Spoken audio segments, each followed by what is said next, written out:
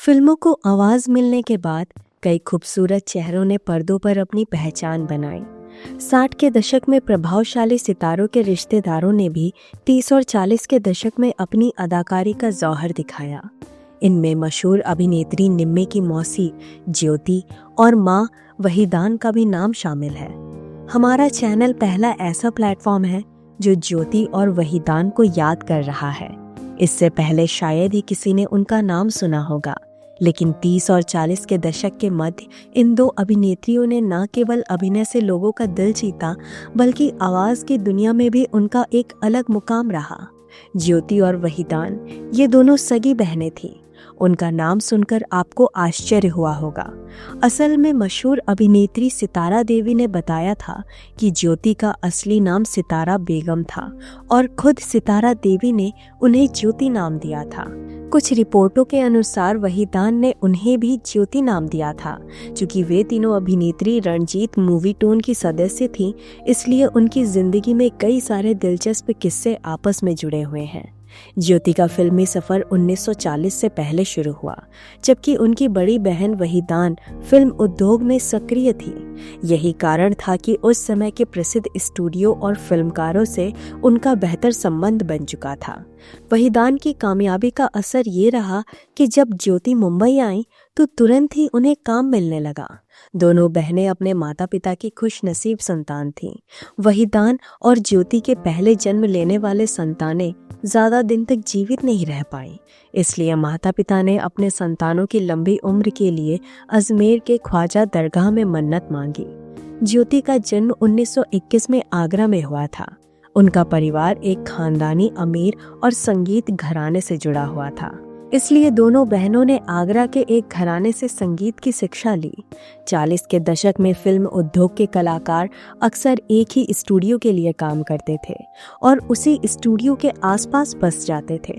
Ranjit movie tone एक ऐसा studio था जिसके पास सबसे अधिक कलाकार थे। वहीदान ने थोड़े ही समय में फिल्म उद्योग में अपनी पहचान बना ली।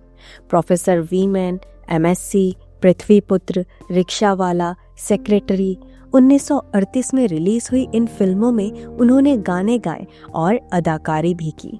महबूब खान अपनी आगामी फिल्म औरत पर काम कर रहे थे और उसी समय वहीदान ने ज्योति को मुंबई बुला लिया।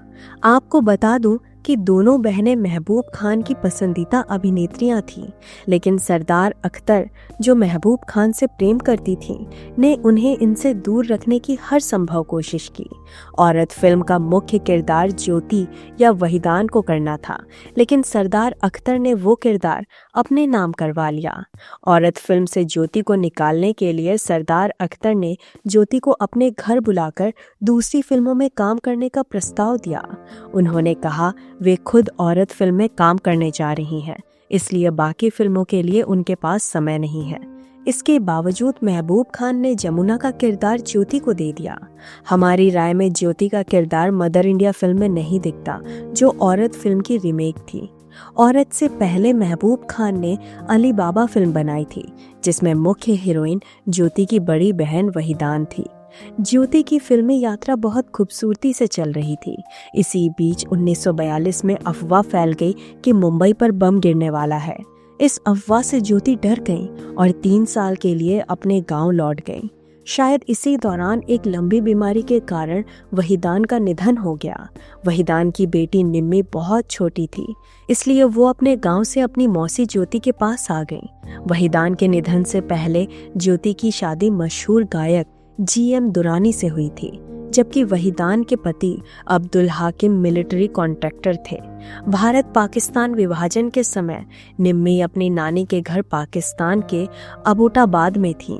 विभाजन के बाद वे लोग सीधे आगरा लौट आए। चूंकि मुंबई में सिर्फ उनकी मौसी ज्योति थी, निम्मी मुंबई आ गईं। ज्योति और उनके पति GM दुरानी ने निम्मी का ख्याल रखा।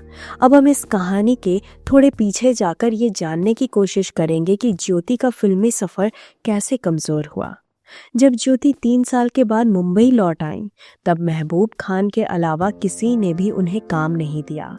महबूब खान ही थे जिन्होंने ज्योति को दोबारा मुंबई आने के लिए कहा और 1945 की फिल्म प्रतिमा में एक किरदार भी दिया। बतौर हीरोइन उनकी आखिरी फिल्म थी शादी के बाद और सरोजनी, ये 2 फिल्में थी जो 1949 में रिलीज हुई थी। इसके बाद ज्योति का कोई संदर्भ नहीं मिलता। वहीं उनके पति जीएम दुरानी के सितारे भी गर्दिश में चले गए। वे अपने दौर के बहुत चर्चित और बड़े गायक रहे, लेकिन उनका अंत बहुत ही गरीब हालत में हुआ। इससे साफ पता चलता है कि ज्योति की मृत्यु 1960 के पहले हुई होगी। ये भी माना जा सकता है कि ज्योति ने अपना आखिरी समय वहीदान की बेटी निम्मी के साथ बिताया होगा, क्योंकि 1950 के बाद निम्मी का स्टारडम शुरू हुआ था। और इस प्रकार ज्योति और वहीदा की कहानी न केवल अदाकारी की यात्रा है, बल्कि एक परिवार की चुनौतियों और साहस की भी कहानियां बयां करती हैं।